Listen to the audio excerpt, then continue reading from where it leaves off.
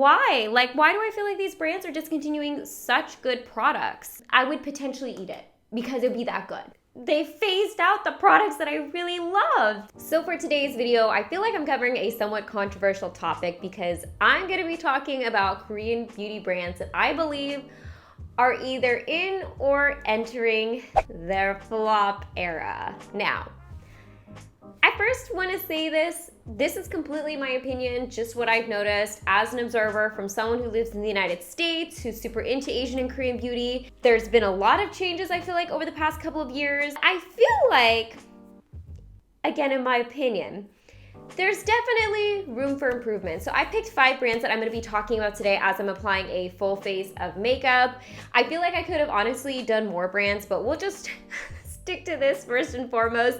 If I think of more brands, maybe I'll do like a part 2 to this video. Before I get started, I did want to give a shout out to a brand that is definitely not in their flop era, and they're also the sponsor of this video, who is Love Bonito. Love Bonito is one of my favorite clothing brands, and they are definitely here to upgrade your closet. Hello, Morgan here with my finished makeup look, and I'm gonna go ahead and put on screen right here me trying on the clothes from Love Bonito so you guys can see what it looks like on me. And the first item that I'm gonna be sharing with you guys is this super cute dress. I love this dress. This is the dress that I'm wearing in this video. I love the color of this because it's not necessarily like a white. It's actually kind of an off cream vanilla custardy color. I love that this has pockets, and I love this because I can actually tuck this into the skirt, which I'm gonna show right here, and make a cute look. There's a slit up the back so you don't feel too constricted, and the denim is like a nice thick denim without being overly restrictive. Yeah, I love this. I'm so excited that these are back in fashion. Another item that I picked out from Love Bonito is this one piece. It is actually a bodysuit, if you can kind of see that.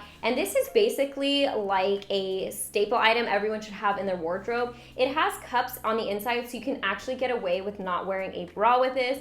And if you want, you can actually remove the cups. This is nice, thick quality, and I love that it kind of cinches me in a little bit. So this last piece is kind of funky because of the color, but the cut I feel like, again, is just an essential type of cut. Absolutely love, again, the quality of this. You can see it's actually lined with like a leather type of material, so it stays really warm without feeling too stuffy. This material is so soft, it actually feels like I'm wearing a blanket. Now, Love Bonito did give me a discount code to share with you guys, which I'm gonna put on screen. This is for 10% off your first order of $130 or more. Okay, so now that I've done my little mini review and my try on, let's go ahead and head to the rest of the video. I have not sat down and like done my makeup and talked at the same time in a while, so we'll see if I still got it. And I feel like this first brand, I'm kicking it off with a bang. I know this is gonna be controversial, but what was formerly known as Etude House, which is now known as Etude.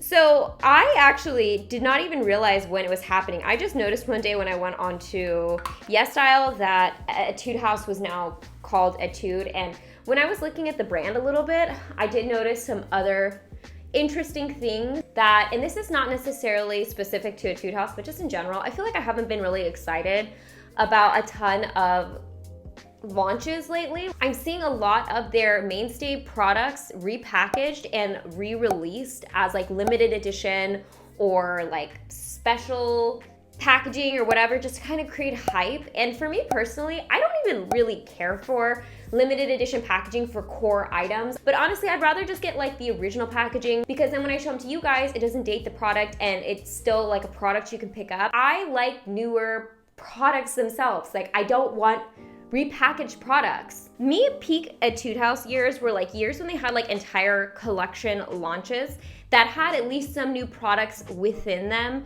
Do you guys remember like the Dreaming Swan collection where they had those like beautiful tin packaged blushes with the cute little puff that I really felt like was Etude House, like absolutely girly, ultra feminine, very princess-esque. One line that really makes me think of Etude House was like right before I started really getting into the brand, and it was the Etoinette line. I just remember really coveting that collection. It was just absolutely beautiful. It was like an experience using the products themselves. Like I felt like, especially with that line and Etude House back in the day, you can not only get the experience of enjoying good products, but you also got the experience of like enjoying the pretty packaging. Like the packaging was so pretty, trendy, you'd want to display it on your vanity.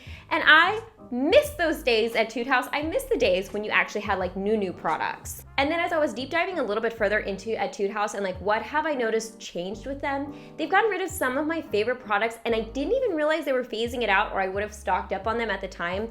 One specifically that I can think of is the Proof 10 Eye Primer. They don't have any of the Proof 10 products really anymore, and I'm so disappointed because that was such a good dupe for the Urban Decay Primer Potion. It was really affordable and it actually worked very, very well. And I know, like I said, they're going through rebrand with Etude, and I think they're trying to become a little bit more modern, a little bit more for not necessarily like the more mature audience, but a little bit older than like school age, because back in the day, Etude House was definitely targeting towards like school-aged girls. I really don't feel like I've gotten excited about Etude House in a very long time. The last time I think I paid attention to a collection launch from them was during the Hershey collection, and then they ended up like launching that twice with like the same colors, even though they were technically, I guess, slightly different products. It was like, I feel like I've seen this, it was like deja vu. Etude and Aritum have been merging as a brand. A lot of the Aritum products are now under the Etude House line. So products like the Mono Eyes, which are the single pot shadows, used to be under Aritum, are now under Etude. I noticed the sheet masks from Aritum are now under Etude. What else did I notice? Oh, Modi nails, which you could only buy at Aritum. Now they sell them through Etude. Which, by the way, Modi is like some of my favorite nail brands. They've got excellent nail polish and some of like my favorite colors I used to stock up on when I was in Korea. Speaking of Aritum, that is our next brand that I honestly think has been in their flop era for a little bit of time now. And I thought it'd be very fitting for me to whip out my Mono Eyes and also my Shine Fix Eyes.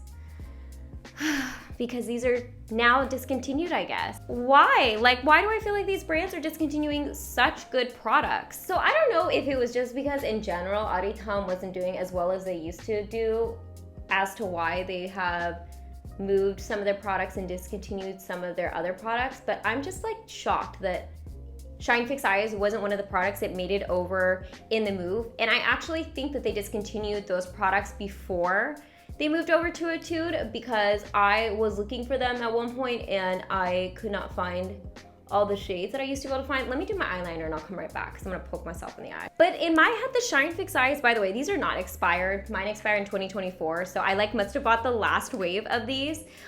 I feel like this would have been a really good organic integration into Etude's line, but I feel like sparkly eyeshadows are also very popular with like Western people right now as well, or like Western beauty trends.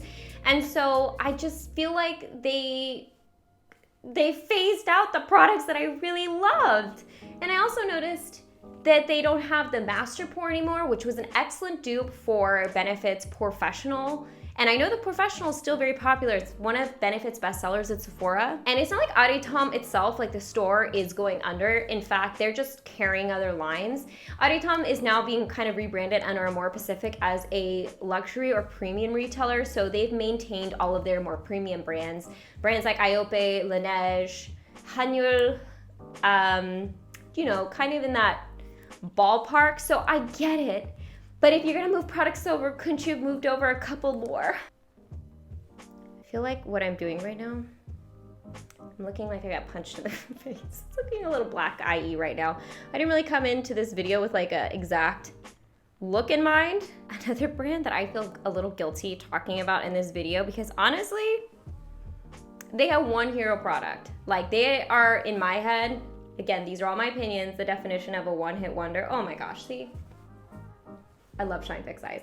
The definition of a one-hit wonder. And if you could guess that one-hit wonder down in the comment section below, like pause this video, put your guess down in the comment section below. It's Nature Republic and their aloe vera gel. I would literally see people buying like 10 of those at a time, or like bags of them at a time, and taking them home with them. But nowadays I feel like a lot of brands have come out with their own aloe vera gels that are better and more pure. I can't think of things, like I said, off the top of my head that I remember being real standouts from Nature Republic, and I just don't see them really come out with anything new. Like, it's one thing to have a very successful product and to continue to make it so that people can still get their hands on it. Obviously, some brands, I wish they did that more. I have not seen anything like revolutionary or innovative. I guess when I think about like innovative brands, Nature Republic is not necessarily one of those brands that I think of. Not to say I don't like some of their products, but I need something new, Nature Republic. let's talk about another brand that I recently figured out they had discontinued a lot of my favorite products as well, and that is Holika Holika. Same thing with Holika Holika, at least this is what my interpretation of it is lately, but I can't remember the last time Holika Holika has released a product that I've been really excited about or thought was really different. But what Holika Holika did have was some of my favorite and actually really nice products. One of the things that I noticed recently that they had discontinued, I didn't even realize it at the time, was the Magic Pearl mascara.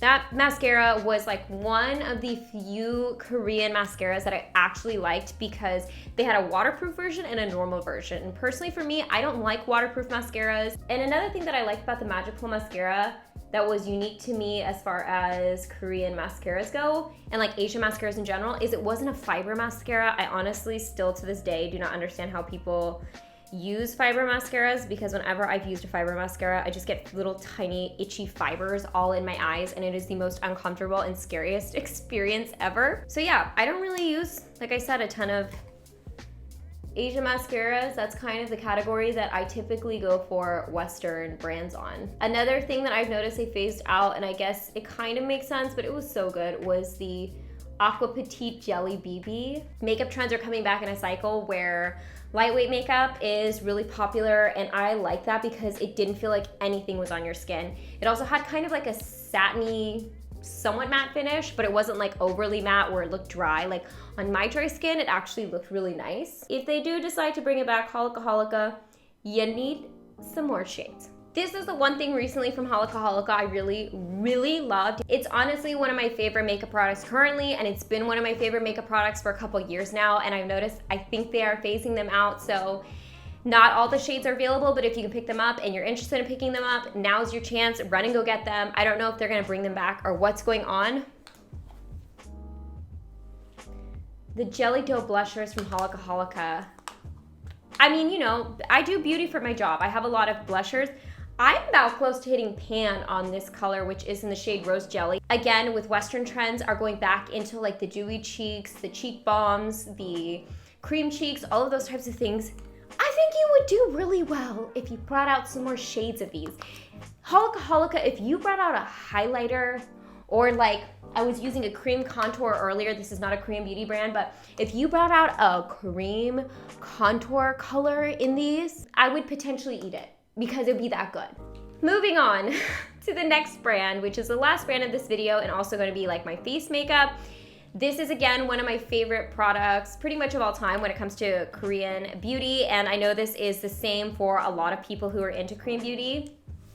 The Saem and their Cover Perfection Tip Concealers. Now, the reason that I feel like the Saem does well or is still around is purely because of these tip concealers.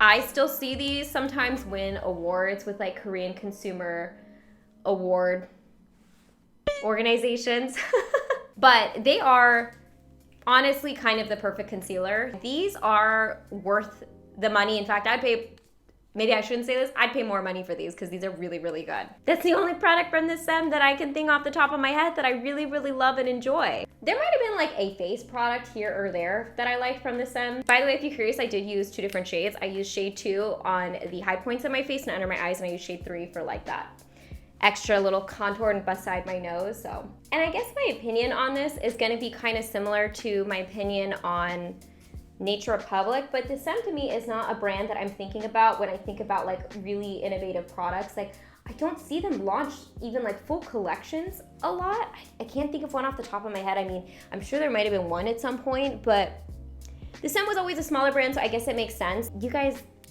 you need something else. I don't know if we can rely on like a $4 or $5 concealer, and I would really like to see them do well. I know they have like single blushers and like little single pop products, but even the packaging to me, it feels outdated in a sense. So what are your guys' opinions on all this? I know I was basically just like blurting out my thoughts on all of this, and I'm sure there's gonna be points that you guys are gonna be able to refute, like as far as collection launches or things that I just forgot about, or even products that I forgot about. I have just been seeing people on like TikTok and like social media doing these types of videos on brands that are in their flop era. And I know some brands didn't necessarily make it out of the past couple of years. And a lot of these brands are brands that I have basically grown up with, that I love, that I would love to see continue to be successful. And I just want to make a point and tell them about some of the products that I'm sad that they don't have anymore, that I'm hoping maybe they'll bring back if they watch this video, or maybe come out with new shades and relaunch. But I just thought this would be like a really interesting sit down, kind of chatty type of video, just putting on a little bit of makeup and talking about my thoughts. And I hope you guys also love the sponsor of this video as much as I do. Like I said, I love Bonito's clothes. They are super high quality. They genuinely feel tailored. I love that I'm supporting an Asian brand. This brand is from Singapore. A lot of times I actually get compliments on the pieces that I wear. The quality is amazing for their price point. I feel like it's very, very reasonable. And they have such like cute staple wardrobe items that, like, as a woman who is in her 30s now, but I don't want to look like too matronly, I feel like they're very trendy and modern and stylish. I'll go ahead and put the link here for the discount for Love Bonito if you guys want to take advantage of that. And I'll also link all the products down in the description box below if I can find them, or if I can find like a couple pieces of them before they're completely sold out and just like gone forever. So that will be all down there. And I will also be checking out the comment section to hear your guys' discussion on this topic. I feel like it's really interesting, and I feel like it's always interesting as like being a consumer myself and seeing other people as consumers, their thoughts on these types of topics. And yeah, I'm like winded. As always, I hope you guys are happy and healthy, and don't forget to rate, comment, subscribe, share with friends and family, hit that notification bell, and I'll see you guys in my next video. Bye guys.